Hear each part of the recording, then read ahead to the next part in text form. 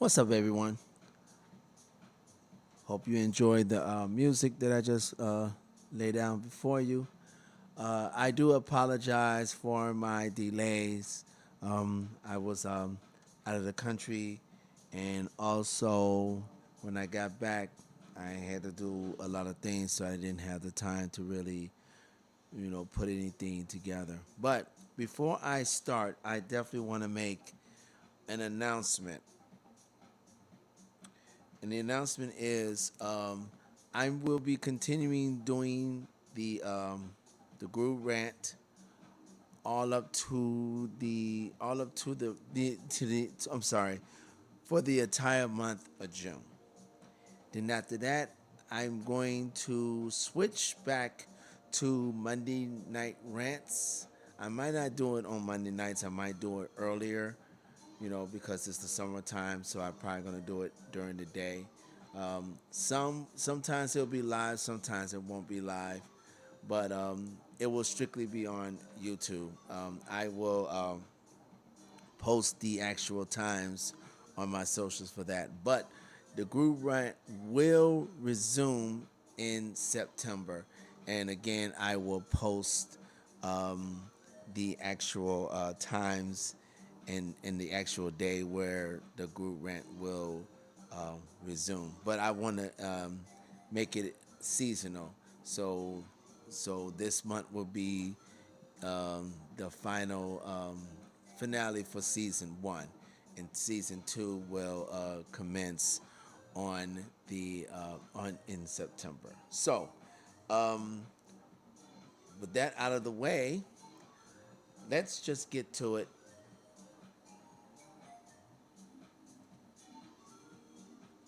Okay, I've been putting this on the back burner for a little bit, but now I am ready to unleash this particular subject matter.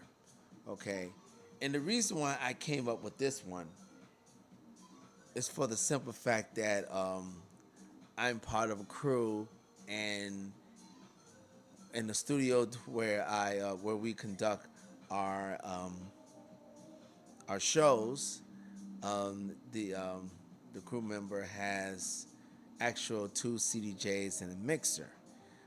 It's not the 3000s. It's the X X CDJs. I think the SDJs. I think that's what it's called. And and a in a two-channel mixer. But nevertheless, there's still decks where you had to gain your muscle memory to play out in the clubs. Now, I have always been familiar with playing on decks because I pretty much started mainly playing on pro DJ gear at the same time I started DJing. So I had the best of both worlds, which I appreciate all the DJs who taught me, both apparatus. So I appreciate that. Now, there is a difference, and unfortunately, it took me this a little while. But one thing about DJing, you always learning, so you never stop learning anything. So, but there is a difference between playing on a pro system and then playing on a controller. Now, as everyone know, I started out with a controller, and I still continue playing with a controller. But soon, and as a matter of fact, hopefully on the next, when you hear the music on the next rant, and especially when you see my next transitions, you will notice that I will be playing on a new gear, and it's going to be a standalone. Not going to give it away yet. I will let it, you will see it on, hopefully when I put everything together, you will see it on the next the group rant, which is coming up. So without further ado, we're just gonna go ahead with the presentation. Don't want to keep you guys on too long. Okay, the difference between playing. Let me go back here. Let me pull this back. This is going a little too fast than I thought. Sorry about that. Yeah, you can tell it's been a while since I've done this. So here we go. So the difference between playing on a pro DJ system and using a controller. And there is a difference. Okay. Now it does comes down to a few factors: equipment, workflow, and performance, uh, environment. Okay. So just be aware that even though you have learned with a controller, just know that if you stick to just working on a controller, then chances, and you don't have a chance to play on actual pro gear, chances are you're gonna get lost in the translation, because there's certain things that you have to notice when you playing on pro gear, you know. So we're gonna get into it. Let's go.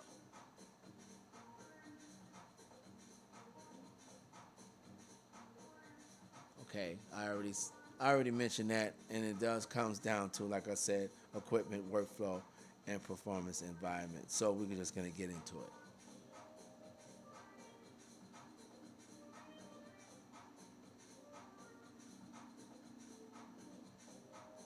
Okay, now the Pro DJ system. Now, as of current today, the standard Pro DJ system are as follows. You have your two turntable. I'm sorry, scratch that. You have your two CDJs, and most clubs and venues and events and festivals are now using using Pioneer's CDJ 3000. And you have the mixer. For the most part, they're using the A9 mixer. Now, its predecessor is, and I'm sure certain places probably still using what I'm about to say is the Nexus 2002, along with the M900 mixer. Now, so you can know that. Now, there are pros and there are cons with using this type of gear. Now we're gonna go to the pros first, and I'm gonna read it off on here. You see it on the screen, but I'm gonna read it off. And don't worry if you can't read it. As always, I will have it posted on when I post the actual rant on the replays on YouTube, which will be Tuesday at 7 p.m. and you'll have all that information. But we're gonna go through it. Okay, one of the pros is standalone gear, and remember that this, when you're dealing with a pro DJ system, it's always going to be standalone, which means no laptop is needed. None. You bring your USBs, or if you have a SSD drive, you can bring those as well. But for the most part, that's what you're going to be using, which means that you're going to go to your software, which is rekordbox, and you're going to make sure that your cue points is on there. Make sure that it's quantized, saved, which I do that, and also you want to make sure that it's analyzed. If it's not analyzed, when you plug it into that to the CDJs is not going to read it. So make sure that your USBs are always analyzed. Okay. Now, also club standard, which that's what CDJs and your mixer are. They are the club standard. Now, the industry standard when it comes to this particular equipment is still run by Pioneer / Alpha Thea. But you still have certain DJs with their writers, they will use Denon DJ system, or you have Mr. Layback Luke, who's now using his system that he collaborated with Reloop and created a DJ system that he uses and plays live on his gigs. But for the most part, if you're playing at a venue, an event, whatever, you're going to be playing on the club standard, which is Pioneer, CDJs, and a mixer. Now, there are other events where it's maybe a rooftop party or a small party, still like that. You may see other standalone DJ systems, which hardware, which I can name. Well, I know for the most part, the DJ the XZ is still out there. XZ, I say XZ because I'm used to, because I listen to a lot of British people and they say XZ. So you have the XZ out there. You also have the new AZ is out there as well. You also have the Opus Quad. You also have the RX3. These are all standalones. So no laptop is needed. Now, can you hook those standalones that I mentioned with a laptop? You have, but why should you? What you need it for? You bring your, like I said, you bring your USBs or your SSDs. That's all you need, for to play your music. Okay, build quality. These standalones are built to last. I mean, whether it's CDJs, mixers, or your all-in-one standalones, they are built to last. Okay, they are built to, they are sustainable. They are made for the road. As long as you, traveling with their particular cases, they are built to last, and they will last you a long time. So keep that in mind. Okay. Now, multi-decks and linkable. Now, your CDJs can also, with the mixer, can also be linked to turntables. So if you're, want to add turntables with, with your CDJs while you're playing, you can do that. Or if you're using the bass, which is the V10 that has 6 channels, you can have extra CDJs, to play on. Or if you have, or certain standalones have the capability that you can add either CDJ or turntable.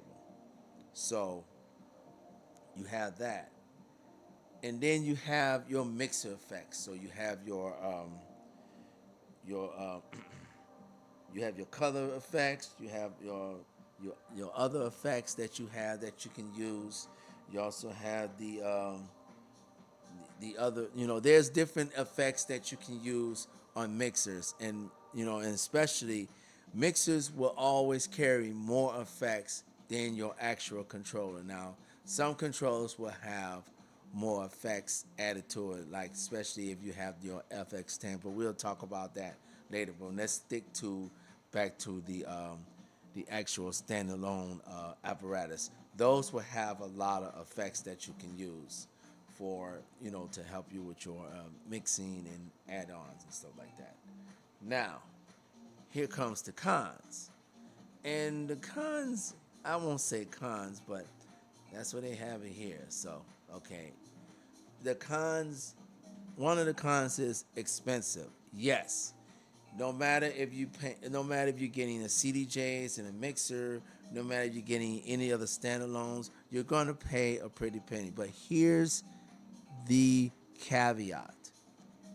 If you're getting a standalone, like a RX3 or XZ or the AZ or the or the Opus Quad, even though they still may be up there in the $2,000 to $3,000 range, remember this: it's still reasonable than getting two pairs of CDJ 3000s and a A9 mixer. That alone, those three things alone, you're gonna be spending between 6 to 8 grand. So think of it that way. Do I want to cough up that much money? And especially if I'm mostly gonna have it at home, I'm probably gonna do a live stream, or I might take it out on gigs here and there. Do you really want to be taking three separate pieces of DJ equipment to whatever gig you're going to versus one standalone that, like you said, like I said, might cost you about good between 2 to 3 grand, but you'll have everything in one package. Okay. And then the other con, they said a steeper learning curve. Now, I won't say steeper learning curve. What I will say is yes, there's certain nuances that you have to learn when you're playing on a DJ equipment versus when you're playing with a controller. Now remember, controllers are mostly software based. Okay, the hardware is pretty much assisting the software on what you want to do. Okay, your CDJs and your CDJs don't have that particular. I mean, it uses the software as far as the music is concerned, as far as your record box. But that's the actual musical part. Okay, just remember that's the musical part. So you definitely want to make sure you still know your beat matching, your blends, your transitions, dropping it on the one, and make sure. And this is what I have to start focusing on myself. So you make sure that you are playing by ear. That means don't be looking at. We'll talk about that when we get to the controller part. But so let's get to the controller part. Let's do that now.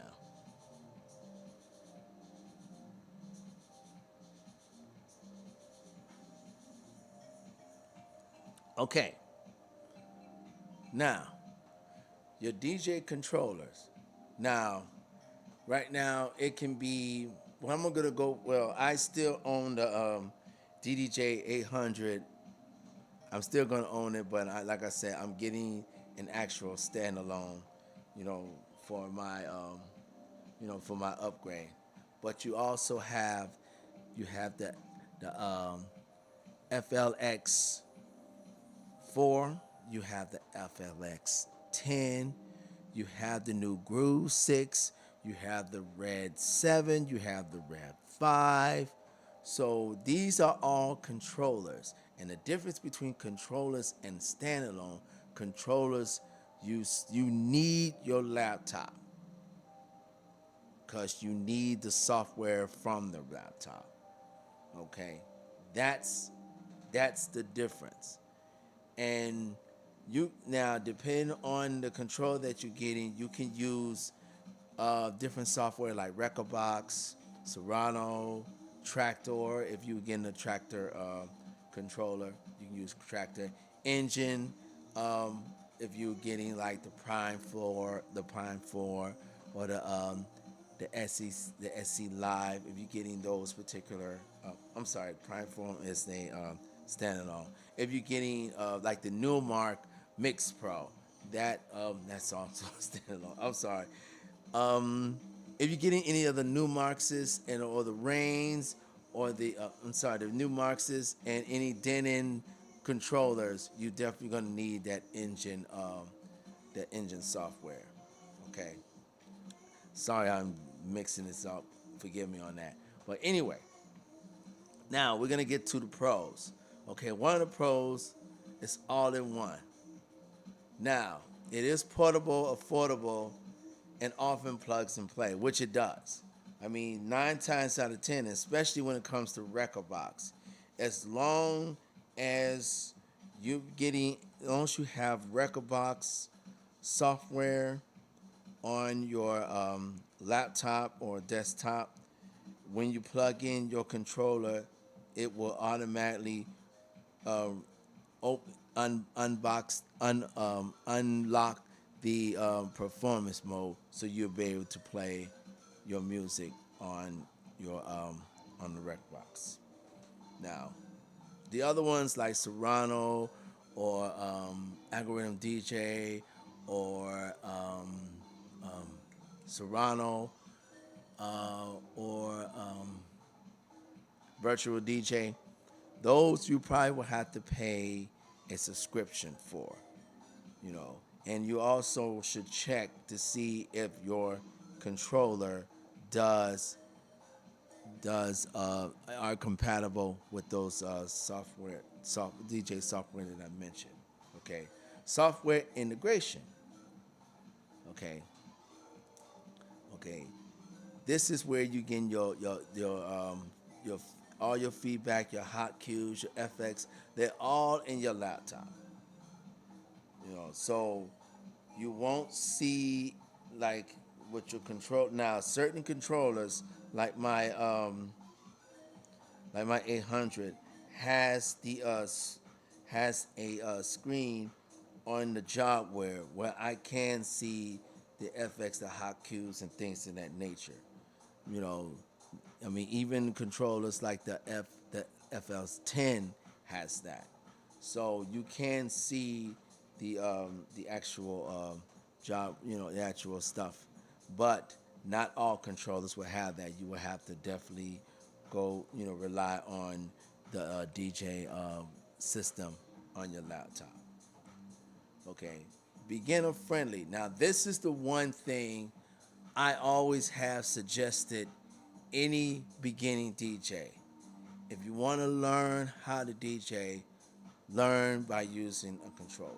It's the is the easiest and it's also the cost effective way of learning how to DJ, because there's like I said, the FX4, which took place the DDJ 400. That particular controller is what I use to learn how to play on rekordbox, and that got me to really get my feet wet as far as the rekordbox Pioneer Alpha Theta ecosystem. So that's how I got my start from. Okay. In fact, every controller that I have purchased from the from the WeGo 4 to now, which is I have the DDJ 800. It's been owned by Pioneer, and also use rekordbox only. Now, with the WeGo, I did use Virtual DJ because at the time, rekordbox was just starting. You know, it was just starting, so it was still kind of young, and I was more familiar with Virtual DJ. So I was more familiar with that software. So the so when I upgraded to the DDJ 400, that's when I started to learn rekordbox. But controllers are to me the best way to learn how to DJ. Seriously, it is. Okay. Also, creative features. Yeah, you have your performance pads, stems is when stem separation came out. To me, it was a game changer when it comes to DJs who play on controllers. I mean, I still use stems till this day as far as my controller, my controller is concerned. I don't use it as often as I used to when it first came out. Maybe because I've been playing more on the pro gear, especially because of the crew that I'm involved in, and now with the standalone that I'm about to purchase myself, which it has no stems, then that will probably I will probably be playing less and less with the stem separation as well, which is fine. I have no problems doing that because, you know, since I want to upgrade myself and get myself into the pro gear mindset, I have to realize that I won't have the stem capability. And like I said, that's fine. I can live with that. Okay, the cons of playing on a controller. Okay, yeah, depending on the laptop. Yeah, that's unfortunate because controllers, you can't really play on your controller without your laptop. It's impossible. I mean, when I used to take my controller out to to gigs and stuff like that, I had to bring my laptop with me. I had no other choice because there's no way in the world I would, because it has no other features that you can use because it's not a standalone. That's the difference between controllers and standalones. Standalones, you can put your USBs or your SSDs. Controllers, you can't. You have to hook it up to a laptop. There's no way around it. Okay. Okay. Not club standard. I'm gonna have to. I'm gonna have to fight against that one because at a, I have played at small clubs and venues using my DDJ 800 because my DDJ 800 has the capability as far as the connection is concerned where I can hook it up to a major club speaker and still be able to play the music I want to play. So certain controllers you have that capability, but of course there are certain controllers you do not. So just keep that in mind. So I won't say as a con, but I will say that, compared to playing on the CDJs, where there's no comparison with that. I mean, CDJs, it's the actual pro gear, so you can't, that's apples and oranges right there. Okay, build quality. Yeah, most controllers out there is built on the plastic side, but there are controllers that's not. I mean, like your Reigns, when they said it's built like a tank, they're built like a tank. So they're always built with the hard metal and stuff like that. But when you have controllers like I do, they are mostly on the plastic side. But, like I said, my DJI 800, I took it to its paces. Like I said, I traveled with it. It has never let me down. Um, it's, I have a case, I have a travel case for it, and I always protect it. So I didn't have this controller for a good number of years, and it has stood its test of time. It has done what it's supposed to do. So I am pleased with the controller. But yeah, it's not as durable as your pro gear. But remember, with all gears, you can't go and just travel with them naked. You need to you need to have some kind of protection with them. So you got to get a flight case or one of those metal cases for whatever, if it's a controller or pro gear. You can't go away. You can't get around that. So just to let you know about that.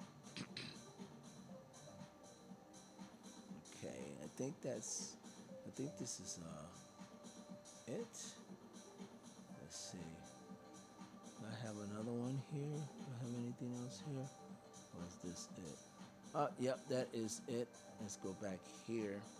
Now, I hope, you know, I was able to bring this particular topic to life because I thought about this myself as I as I've been playing on Pro Gear more, and there is a difference, with you know the approach, the muscle memory, making sure you're listening to the music by ear. Make sure you do your adjustments with the jog wears so it won't go off, left or right, so you won't be train wrecking. So there is a lot of things to really focus on when you're playing on pro gear versus when you're playing on controller. You should be playing by ear, period. But with a controller, you can get away with certain things, but you can't do that with pro gear. So I hope I was able to, like I said, bring this to light. Again, I apologize for being tardy with this particular subject matter. like I said, things was going on, but I'm hope. Like I said again, I will be coming out with more the Groove rants for the rest of June, and then I will be doing Monday night rants only on YouTube for for the rest of July and August, and then we will resume back to the Groove rant in September. So thank you again. Thank you for listening to my music. Listen to the music earlier. Thank you again. Thank you always for your support. I appreciate that very much.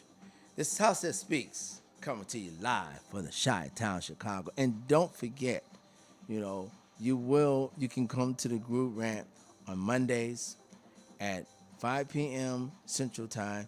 That's 6 p.m. Eastern Time. The music part, the audio part, the music part, that's always posted on Mixcloud. So you can go to my Mixcloud on the House That Speaks. And then the replays is on Tuesdays at 7 p.m. Central Time. That's 8 p.m. Eastern Time. Like I said, check all my socials for the information, because I always try to update as much information as I can. And again, thank you all, appreciate it. And as always, peace and love.